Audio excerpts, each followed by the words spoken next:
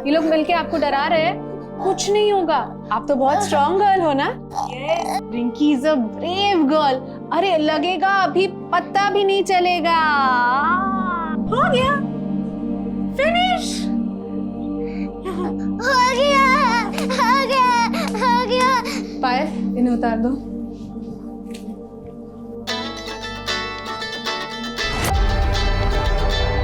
मैं तरस गई थी इसकी एक हंसी के लिए, और आपकी बातों में तो जादू है मैम।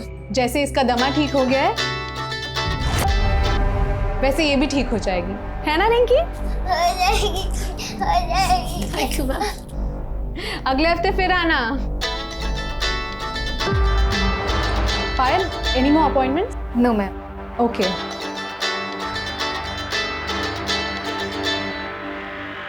तुम थोड़ी देर वेट नहीं कर सकते क्या?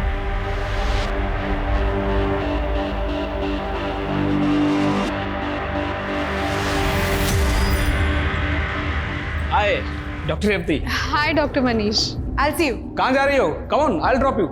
नो सर, दैट्स ओके, मैं ऑटो ले लूंगी। अरे कहाँ ऑटो में जाओगी? बाहर कितना पोल्यूशन है and your skin is so sensitive. Sir, मैं घर नहीं जा रही हूँ, मैं बाहर जा रही हूँ। कोई मेरा वेट कर रहा है। So I see you.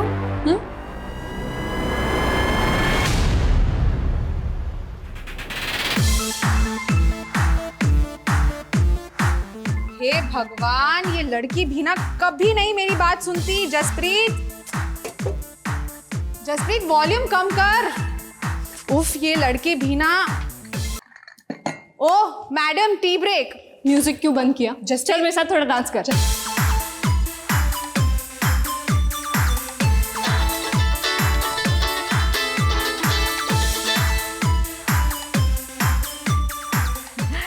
Hello पापा, नमस्ते, कैसे है? इतना महंगा सामान भेजने की क्या जरूरत थी?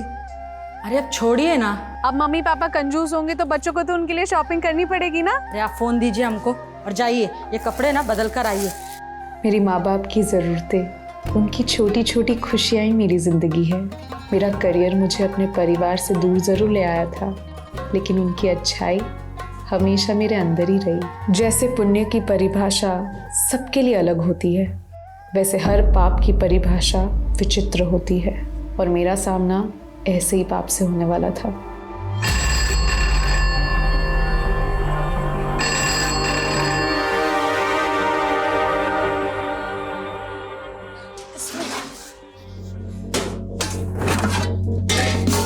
अरे इसमें भी नहीं है। चूहा खा गया। तुम लोग थोड़े थोड़े खा लो, जब पापा राशन लेके आएंगे ना तब।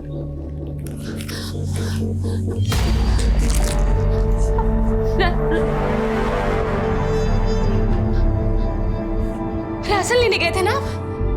घर में खाने का एक दाना नहीं है और आप राशन का पैसा दारू में उड़ा के आ गए। अरे कैसे आदमी है आप? बच्चे हमारे कल से भूखे हैं और आपको कोनो बात का फिक्र नहीं है। हाँ? अरे जिंदगी बर्बाद करके रख दी है आपकी इस दारू ने। अरे जिंदगी तो तुमने बर्बाद की हमारी, मनहूस कहीं की। हम मनहूस है और आप कहाँ हैं? अरे आप तो इस काबिल भी नहीं कि कोई आपको काम पे रख ले। साला हमसे डबल लड़ाएगी तो।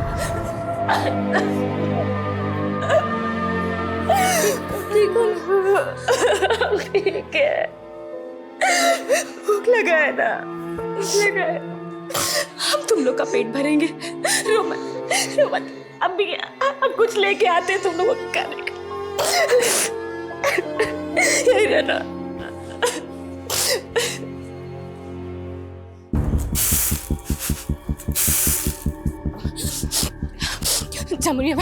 जमुनिया बहन, हमको 500 रुपये उधार दे दो बहन।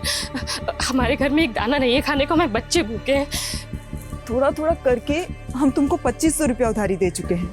अब अगर 1 रुपया भी हमने तुमको दिया ना तो हमारा आदमी हमको जान से मार देगा। पैसा नहीं तो बहन थोड़ा चावल दे दो, चीनी दे दो, हमारे बच्चे भूखे हैं कल से। हम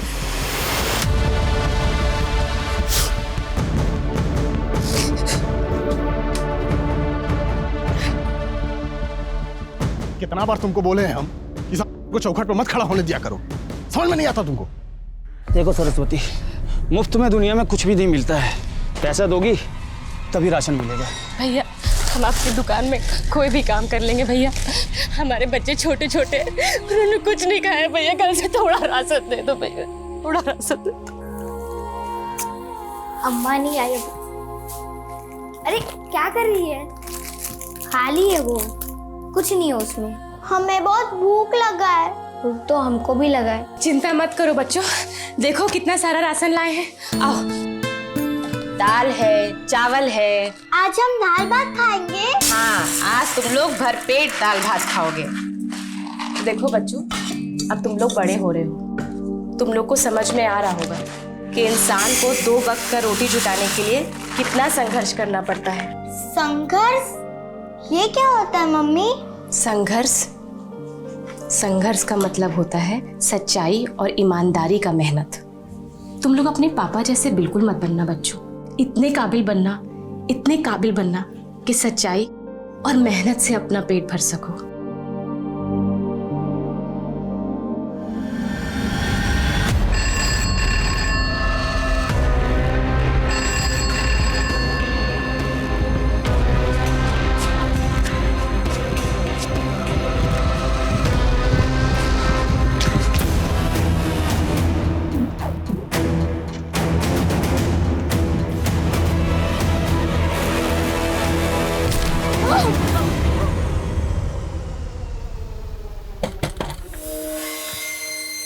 अरे क्या हुआ? अब कहाँ आई हो? वो हम जमुनिया से कुछ पैसा उधार लिए थे, वही लौटाने आए हैं। ये आप रख लीजिए। क्या कर रहे हो? जमुनिया क्या कर रहा? उसको अभागन बोल के आप हमको उसके साये से भी दूर रहने का बोले थे, और आप उसके साथ इतना गंदा हरकत कर रहे हैं। ये ज्यादा प्रवचन मत दे हमको। हट। प्रवचन नहीं दे रहे हैं, पत्नी है आपकी। अरे हट, पत्नी है साला। तुमको भी हम देख लेंगे और उसको भी। अरे अभी का नौटंकी है। अरे तुमको समझ में आ रहा है कुछ? पेट के बल लेटी हुई बच्चे का क्या होगा? पगल आ गई है जमुनिया। पता नहीं पैसे कहाँ छुपा के रखते थे। आजकल कहाँ गायब रहती तू? हाँ? चल क्या रहा है? घर में राशन भरवा दी, ऊपर से इतना पैसा लेके घूम रही। किसके साथ सो रही हो जो इतना पैसा दे रहा है? हम काम पर गए थे और आप हमारे ऊपर इतना गंदा लालचन लगा रहे। हम लालचन लगा रहे हैं? हम देखिए, आपकी कमियों को भूल कर भी हम आपके संग रिश्ता निभा रहे और आप हमें कुछ भी कहते। अरे तुम ये आंसू बहा के अपनी गलती छुपा रही हो। काम नहीं, धंधा कर रहे हो तुम। बताओ। सरपंच जी, इसी मनहूस ने हमारी बीवी की जान ली है। पता नहीं क्या खिलाया जमुनिया को, उसने तभी तोड़ दिया। नहीं सरपंच जी, हम तो जमुनिया को उधार लौटाने गए थे और ये आदमी। बस, पिछले महीने तो चंपक के घर गई थी, तब उसका बच्चा मरा, और अब जोगिंदर की बीवी भी जो पेट से थी। ये कोई संजोग नहीं है, ये तेरा प्रकोप का नतीजा है। ओझा जी ने जिस डायन का अंदेशा दिया था वो तू ही है, इसीलिए तुझे सजा देना जरूरी है, वरना तो एक एक करके हम सबका जान ले लेगी। सरपंच जी, हम कोई डायन वायन नहीं है। ले जाओ इस डायन को। पता नहीं क्या हो गया रेवती को, अभी भी उसका फोन बंद आ रहा है। वो रेवती ने अपने रूममेट का नंबर दिया था ना, उसको लगाइए आप जरा। मैसेज किया था उसने, फोन बनने के लिए दिया था ना, मैसेज उड़ गया होगा। कितनी बार कहा है आपसे कि जरूरी नंबर डायरी में लिखा करिए।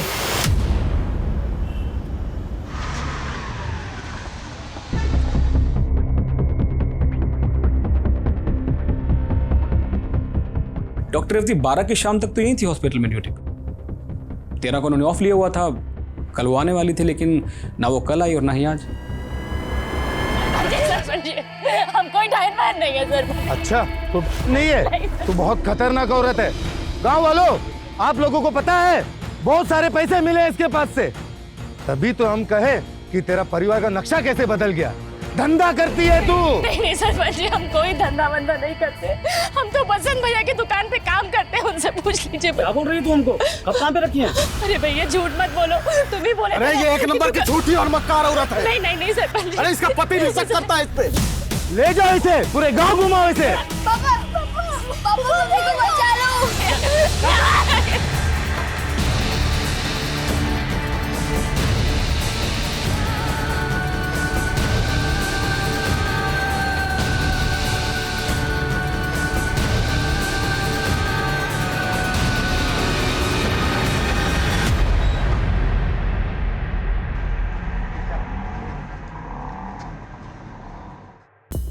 रेवती हॉस्पिटल से छुट्टी लेके गई थी, मतलब अपने मर्जी से गई होगी, आ जाएगी वापस। लेकिन साहब, रेवती का 4 दिन से फोन बंद आ रहा है। वो अपनी मर्जी से गई होती तो हम लोगों को बता के जाती। किसी लड़के वड़के के साथ चक्कर होगा और आप उस लड़के के खिलाफ होंगे, इसलिए वो भाग गई। नहीं साहब, ऐसा नहीं है। हमारी रेवती ऐसी नहीं है। आप रेवती की गुमशुदगी की रिपोर्ट लिख लीजिए बस। देखिए, आप हमें मत सिखाइए क्या लिखना है और क्या नहीं लिखना है। ऐसे केसेस रोज आते हैं यहाँ पे और आखिर में वही निकलता है, लड़का लड़की का चक्कर। शिंदे, नंबर लिहून घ्या यांचा।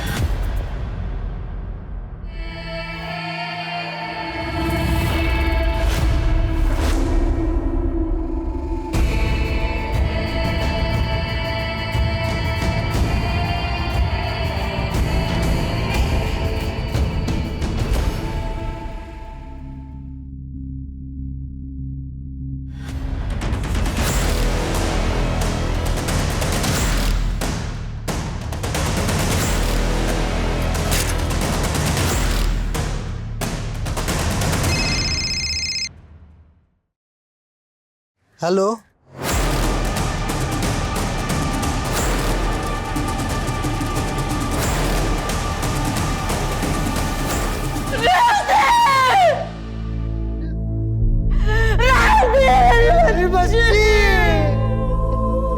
क्या हुआ? साइज फिट हो रही है ना? अरे पीछे हटिए ना, दिखाइए तो बेटी को कितने अच्छे लग रहे हैं आप। ये देख। वाह, ये शूज तो आप पे कितने अच्छे लग रहे हैं और इन कपड़ों में आप कितने स्मार्ट लग रहे हो। बेटा वो तो ठीक है, तुमने अपने पापा के लिए तो सब भिजवा दिया, लेकिन अपनी माँ को भूल गई ना। मम्मी, ऐसा हो सकता है कि मैं आपको भूल जाऊं। आपके लिए भी सरप्राइज है, कल तक डिलीवर हो जाएगा। सरपंच जी, पहले आपका हक है, जाइए निकालिए भड़ास।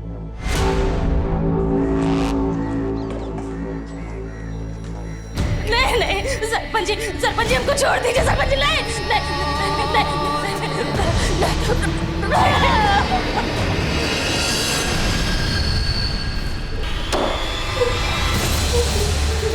अब देख क्या है।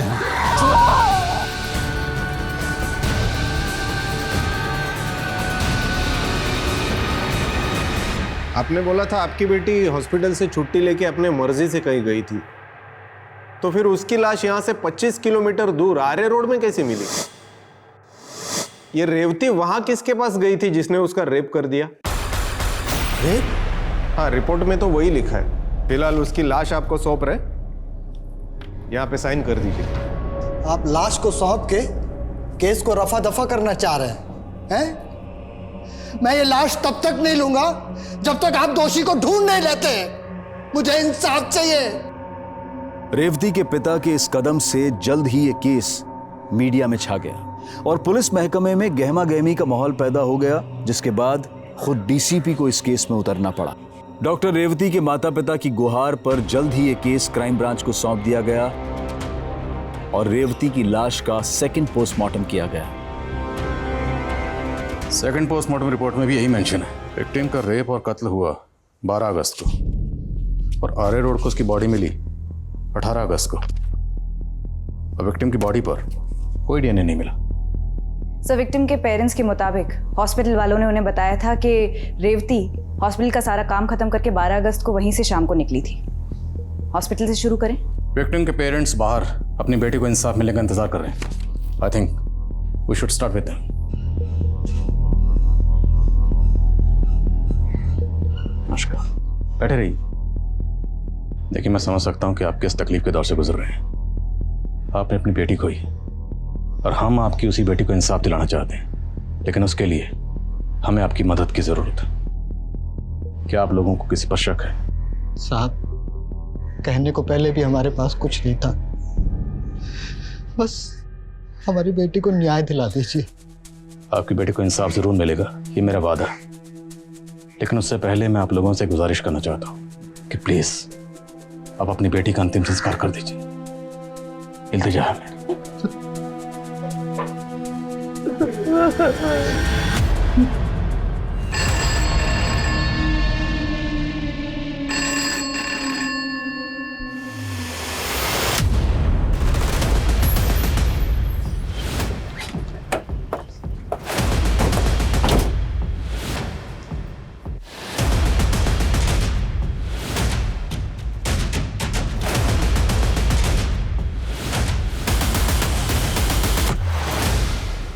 जो कुछ भी हुआ उससे हम सब भी हैरान हैं।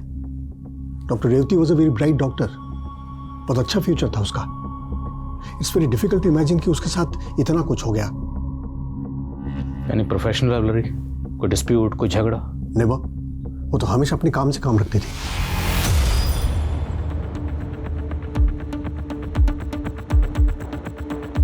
सर ये 12 अगस्त की फुटेज है, जिस दिन डॉक्टर रेवती को यहाँ आखिरी बार देखा गया था।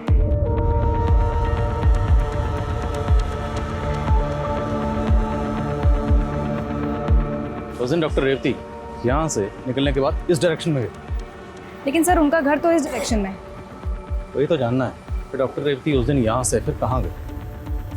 एक काम करो, हॉस्पिटल के बाहर का 12 अगस्त का सीसीटीवी फुटेज निकलो और रेवती के घर पे भी चेक करो। लेट्स सी क्या मिलता है।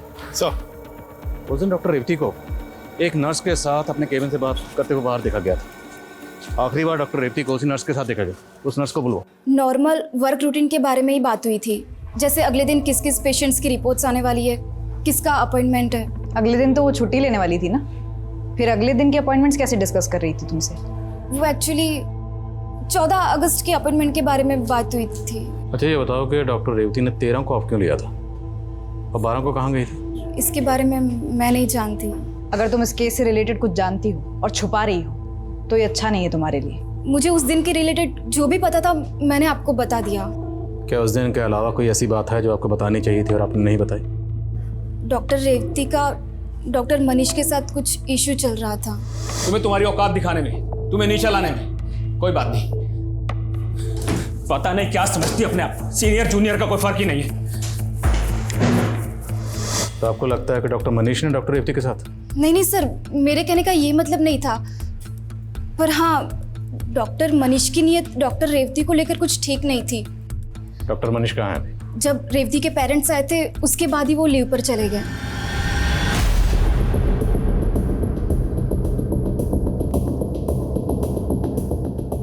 ये लैपटॉप रेवती का है? हाँ सर। जसप्रीत, रेवती के साथ हॉस्पिटल में काम करने वाले लोगों ने हमें बताया कि उसका किसी के साथ कोई इशू था। तुम तो उसकी रूममेट हो, फ्रेंड हो, कुछ बताया था उसने कभी? सर इशू का तो नहीं पता, पर वो थोड़ी परेशान सी थी। परेशान? किस तरह की परेशानी? उसे ये गिल्ट था कि उसके एक पेशेंट की जान चली गई थी। मैंने एक पेशेंट को गलत इंजेक्शन दे दिया और वो मेरे सामने, एक डॉक्टर होके भी कुछ नहीं कर पाई। जसप्रीत बेटा, उस दिन हम लोग रेवती के बारे में पूछ रहे थे तो तुमने इस बारे में कुछ बताया ही नहीं। अंकल, रेवती ने बताने से मना किया था और तभी मुझे नहीं पता था कि रेवती की मौत। आइए आइए, चलिए जल्दी चलिए जल्दी। आइए देखिए देखिए क्या हो गया। हम सुबह से आके देखे थे। आइए देखिए देखिए सरपंच जी, देखिए। नहीं ये भाग गई, वो भाग गई सरपंच जी, भाग गई। तुम लोग ढूंढो, चलिए निकलिए निकलिए। सरपंच जी इधर भी नहीं है। यहाँ भी नहीं है सरपंच, वो भाग गई। अरे ढूंढो उसे, कहीं पूरे गांव पे भारी ना पड़ जाए। ढूंढो। बोले डीन साहब, अभी आप चुप क्यों? Isn't it true कि रॉन्ग मेडिसिन की वजह से आपके हॉस्पिटल में किसी पेशेंट की डेथ हुई थी? जी सर हुई थी, but it was just an accident sir. Doctor Revati, there is an emergency. संयुक्त अभी तक आई नहीं है, so I need your help. Come with me, come fast. Saline लगाओ, ओटी रेडी करो, 5 मिनट में शिफ्ट करेंगे। सर पेशेंट की हालत तो बहुत खराब हो रही है। रेवती, वो ट्रे में वो इंजेक्शन है, जल्दी लगाओ फटाफट।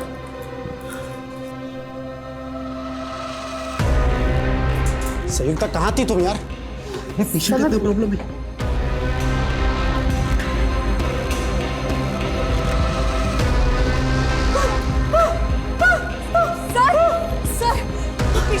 ऑक्सीजन दो रेवती जल्दी।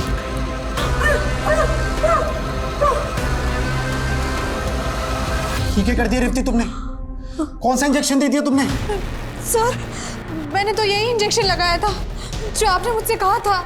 उसके बाद पेशेंट की मौत हो गई सर, और घर वालों ने बहुत हंगामा मचाया। अरे क्या कर रहे हो मुझे? अरे तूने मेरी माँ की जान ली है, छोड़ूंगा नहीं तुझे, छोड़ मुझे।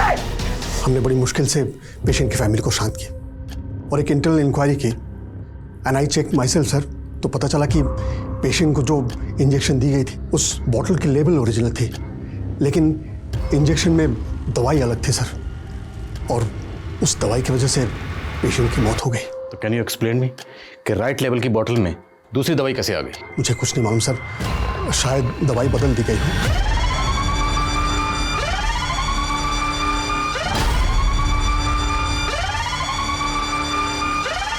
तो आपको ये तो मालूम होगा कि दवाई बदली किसने? I just don't know sir, लेकिन हम लोग इंटरनल इंक्वायरी कर रहे हैं। जिस दिन ये सब हुआ उस दिन की सीसीटीवी फुटेज कहाँ है? मैनेजमेंट के प्रेशर की वजह से वो सारी फुटेज डिलीट कर दी गई थी। डॉक्टर नकुल और डॉक्टर संयुक्ता कहाँ हैं? सर हमने उन दोनों को कंपल्सरी लीव पर भेज दिया है। आपके पास उन दोनों की डिटेल्स होगी? जी सर। पायल, हमें पता चला तुम वहाँ मौजूद थी जहाँ वो पेशेंट गलत मेडिकेशन की वजह से मारी गई थी। हमने तुमसे कहा था कि कुछ भी मत छुपाना, तुमने हमसे इतनी बड़ी बात छुपाई। मैम हमें इंस्ट्रक्शंस थे कि इस केस के बारे में कहीं कोई बात लीक नहीं होनी चाहिए। मैम मुझे नहीं मालूम कि वो मेडिसिन किसने चेंज की थी, लेकिन मैंने खुद देखा था कि डॉक्टर रेवती ने डॉक्टर नकुल के कहने पर ही वो इंजेक्शन पेशेंट को दिया था।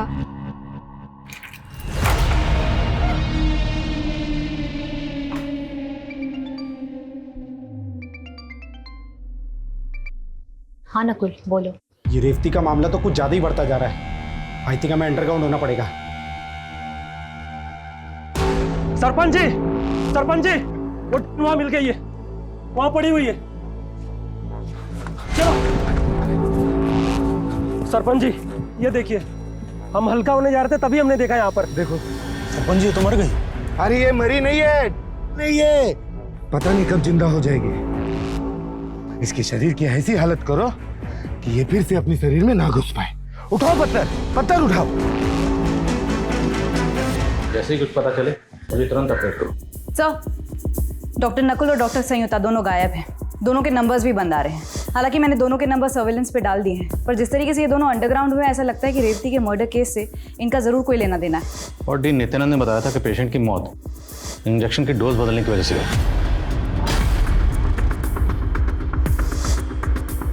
तो क्या डोज बदलने में इन दोनों को कोई हाथ हो सकता है?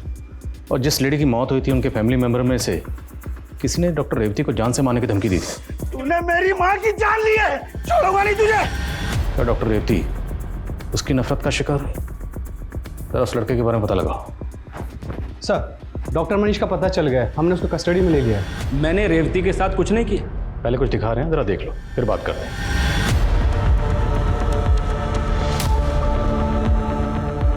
ये कौन है? 12 अगस्त को जिस वक्त जिस डायरेक्शन में रेवती गई उस वक्त उसी डायरेक्शन में तुम उसके पीछे गए, क्यों? सर अगर रेवती का और मेरा एग्जिट टाइम सेम है और जिस डायरेक्शन में वो गई मैं भी उसी डायरेक्शन में गया तो मैं कल्प्रिट हो गया। सर रेवती के मर्डर से मेरा कुछ लेना देना नहीं है, please believe me. Sir Revathi के कॉल रिकॉर्ड में एक आनंद नाम के लड़के का नंबर मिला है जो इंदौर के एड्रेस पर रजिस्टर्ड है। सर 12 अगस्त को आनंद का फोन भी शिवाजी नगर में एक्टिव था जहां रेवती का फोन बंद हुआ था। इंदौर? रेवती भी इंदौर की रहने वाली थी।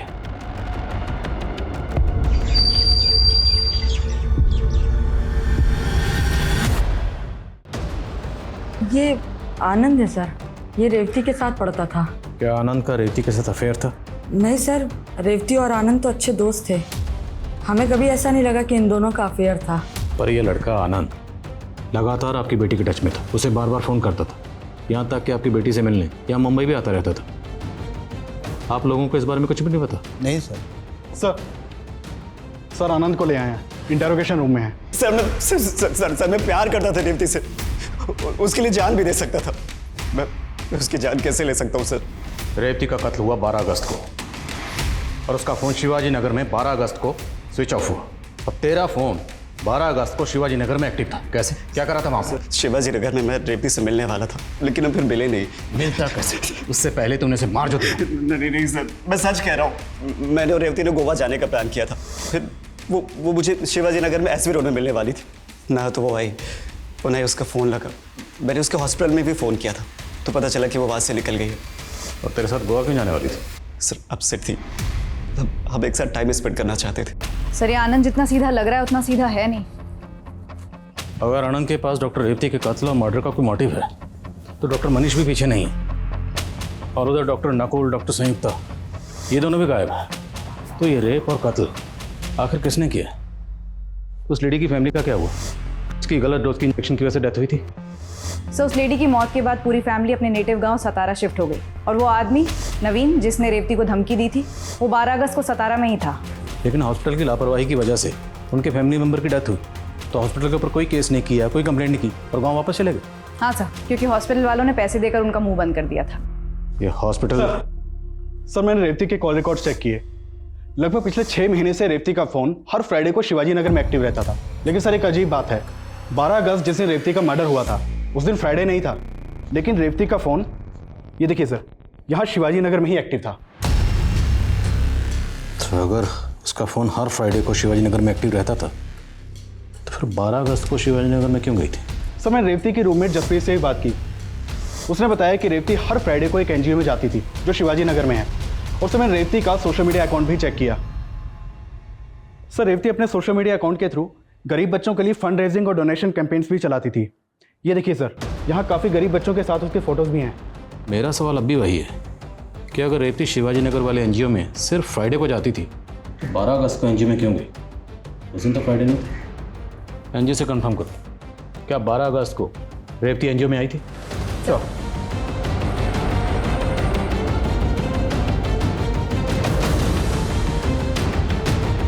ये बात सच है मैडम कि रेवती यहाँ बच्चों के साथ वक्त बिताने आती थी, लेकिन 12 अगस्त को संडे था, वो उस दिन यहाँ नहीं आई थी। तो फिर वो इस एरिया में और कहाँ जा सकती है? क्या आपको कोई आइडिया है आसपास कोई ऐसी जगह जहाँ वो आती जाती हो? नहीं, इस बारे में तो मुझे कुछ नहीं मालूम, लेकिन हाँ 10 अगस्त को यहाँ आई थी। बाय बच्चों, bye, see you guys, bye bye bye. और वो अपनी एक डायरी यहाँ भूल गई थी।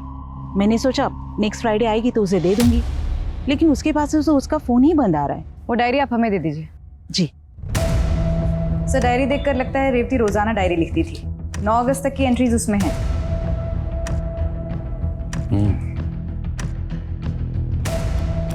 जिंदगी तो इतनी बड़ी सजा भी है। मैंने सोचा ना था, काश मैं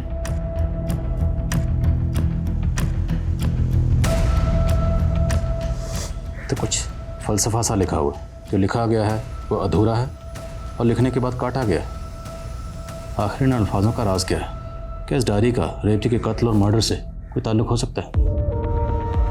अगर रेवती रोजाना डायरी लिखती थी तो शायद इसमें उस दिन का भी जिक्र होगा जिस दिन गलत डोज की वजह से उस लेडी की मौत हुई थी। डेट क्या थी? 14 जुलाई।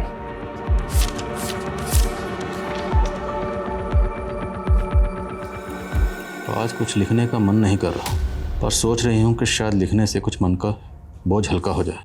मेरे मन से ये ख्याल जा ही नहीं रहा है कि मेरे हाथों एक मासूम औरत की जान चली गई, लेकिन इसकी दोषी मैं नहीं हूँ।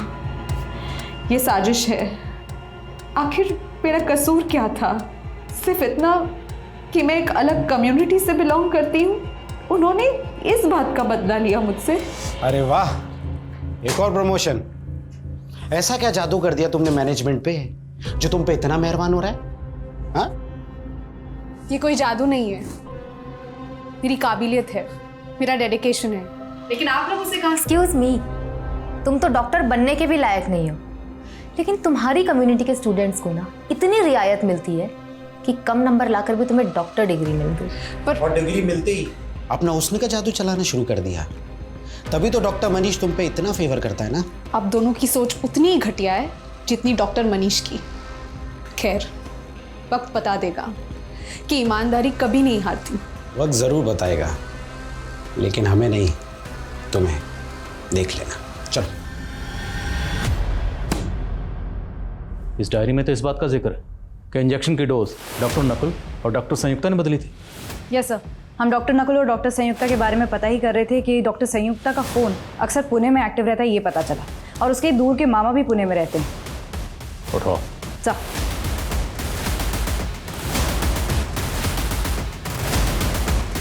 डॉक्टर संयुक्ता, तुमने और डॉक्टर नकुल ने मिलकर किस बात का बदला लिया डॉक्टर रेवती से? ऐसी भी क्या नफरत थी तुम दोनों को उससे?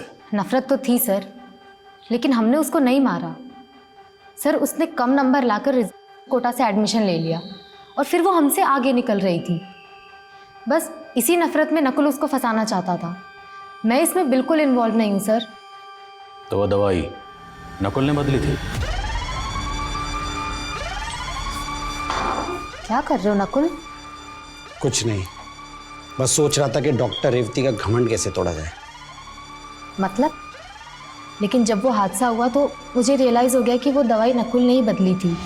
मैं इसमें इन्वॉल्व नहीं हूँ सर। डॉक्टर नकुल इस वक्त कहाँ? 2 महीने से ऊपर गुजर गया आदिल। इस केस में आखिर चल क्या रहा है? सर हम डॉक्टर रेवती से जुड़े हर एंगल की तहकीकात कर रहे हैं, बट एज ऑफ नाउ हमें कोई स्ट्रॉन्ग एविडेंस नहीं मिला है। पहले हमें लग रहा था कि डॉक्टर नकुल का इस केस से स्ट्रॉन्ग कनेक्शन होगा, इसलिए उसे जयपुर एयरपोर्ट से अरेस्ट भी किया गया। हालांकि वो ये तो मानता है कि इंजेक्शन की दवा उसने बदली थी, पर सर डॉक्टर नकुल का डॉक्टर रेवती के रेप और मर्डर से कोई कनेक्शन नहीं मिला। सब कुछ बहुत प्लानिंग के साथ किया गया। सर ऐसा लग रहा है जैसे क्रिमिनल्स ने हमारे लिए कोई क्लू नहीं छोड़ा। देखो, मैं लोकल पुलिस से शिवाजी नगर एरिया का क्राइम डाटा एनालाइज कर रहा था। इनकी रिपोर्ट काफ़ी सरप्राइजिंग है। I think you should have a look at it once. Sure sir. जय हिंद।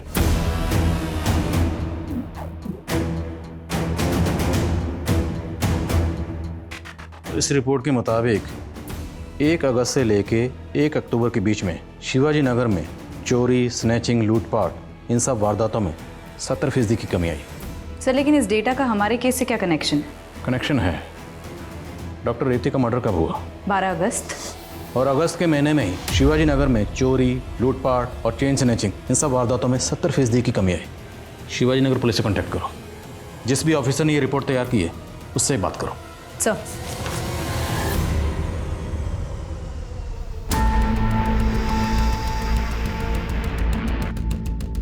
जैसी रिपोर्ट आती है मुझे अपडेट करो। सर मेरी शिवाजी नगर पुलिस से बात हुई। उनका एक ऑब्जर्वेशन है, शिवाजी नगर में एक सिग्नल के पास कई भिखारी बैठते थे जो अगस्त महीने की शुरुआत से ही गायब है। लोकल पुलिस को लगता है कि इन क्राइम्स में उन लोगों का हाथ हो सकता है। और अगस्त में डॉक्टर रेवती का कत्ल और रेप हुआ, तो मुमकिन है ये सारे इसलिए अंडरग्राउंड हुए होंगे कि कहीं पुलिस इन्हें डॉक्टर रेवती के केस में अंदर ना कर दे। या ये भी मुमकिन है कि इन्हीं में से किसी ने डॉक्टर रेवती का कत्ल और मर्डर किया। तुमने डॉक्टर रेवती के सोशल मीडिया अकाउंट से उसकी कुछ पिक्चर कैप्चर की थी। जी सर। उन सारे बच्चों को आइडेंटिफाई करो और सबसे बात करो। सर रेवती के साथ एनजीओ के जिन बच्चों की फोटोज हैं उन सभी से पूछताछ की, लेकिन कोई इन्फॉर्मेशन नहीं मिली। एक फोटो ऐसी है जिसमें रेवती के साथ जो लड़की है जो एनजीओ की नहीं है। अगर ये बच्ची एनजीओ की नहीं है तो कौन है? देखने में किसी गरीब घर की लगती है। शिवाजी नगर सिग्नल के आसपास लोगों से पूछो और पता लगाओ ये बच्ची कौन है। सर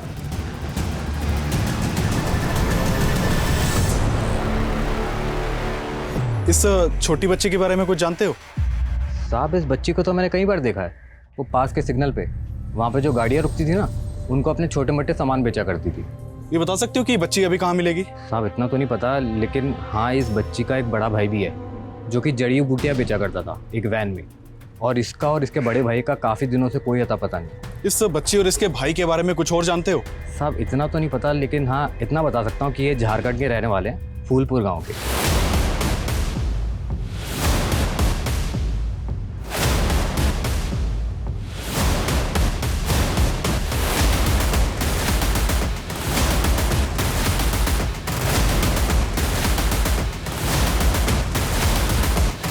जानते हैं इसको? मैम ये तो हमारे गांव की रानी जैसी दिखती है, हमारे गांव में रहती थी। घर कहाँ है इसका? मैम 7 साल पहले जब इसकी माँ की हत्या हुई थी उसके बाद से ये, इसका भाई और उसका बाप विनायक सब गायब हैं। पिछले महीने तो चंपक के घर गई थी, तब उसका बच्चा मरा, और अब जोगिंदर की बीवी भी जो पेट से थी। ओझा जी ने जिसका अंदेशा दिया था वो तू ही है। सरपंच जी तो मर गई? क्या रानी की माँ? और लाश मिली थी उसकी? किसने मारा था उसे?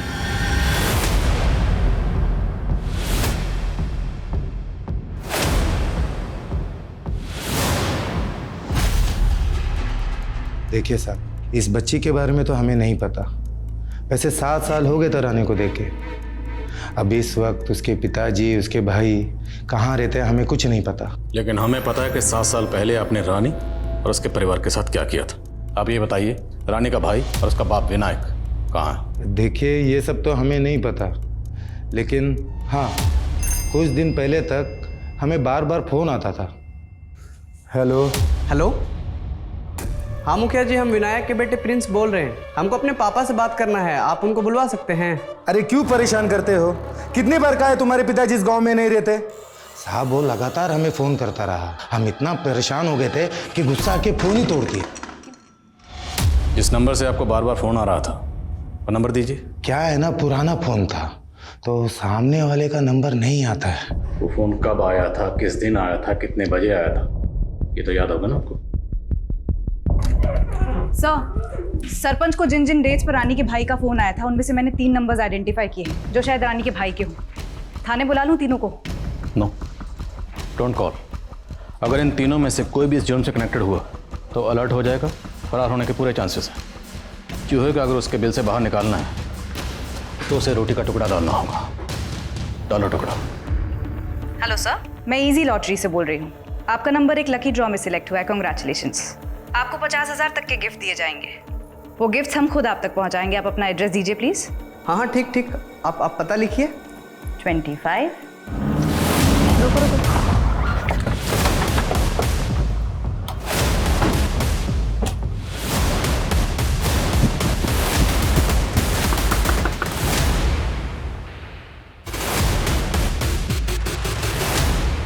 डॉक्टर रेवती को जानती थी? दीदी दीदी दीदी ये पेन ले लो ना। नहीं खड़ी हो खड़ी हो। कितने के है ये पेन? 50 रुपए के। ये ले 100 रख, और ये पेन भी तू रख, ठीक है? तूने कुछ खाया? वो बहुत अच्छी थी, हमेशा दूसरों की मदद करती थी। अच्छा ये बताओ, तुम्हारे मम्मी पापा कहाँ हैं? मेरी माँ नहीं है, वो मर गई।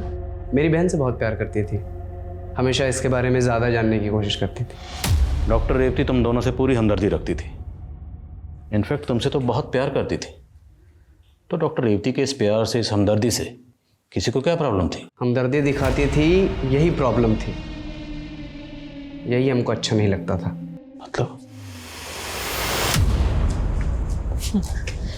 दीदी दीदी मेरी सहेली बहुत बीमार है, हमें आपकी मदद चाहिए। उसको अस्पताल लेकर जाना पड़ेगा।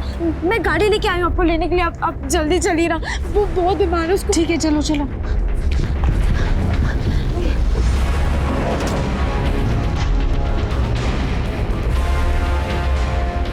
अरे ये तो हॉस्पिटल का रास्ता नहीं है। कहाँ जा रहे हैं हम? शॉर्टकट से जा रहे हैं। वैन रोको। भैया, वो रानी से जब आखिरी बार मिली तो हमने देखा मोबाइल, फ़ोन, पर्स सब कुछ चुरा के बेच दिया तो 10,000 तो हो जाएगा। ये ले, सारा सामान पकड़ और गाड़ी में जाके बैठ जा। और जाना।